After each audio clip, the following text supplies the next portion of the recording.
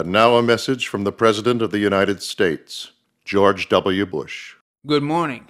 This week we are celebrating the President's Day, which is a day when we honor the great presidents of our times.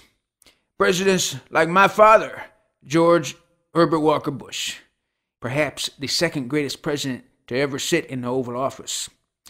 Now, he was, in his 4 short years as Commander-in-Chief, an accomplisher of a great amount, like being president and invading Iraq and... Hello, Georgie. Dad, I was just giving you an honor. I appreciate it, son. Boy. You're a good boy. Thank you. You know, sometimes I see what they say about you on the TV news, and Dad, it's all right. I'm going to be fine. they're so mean to you.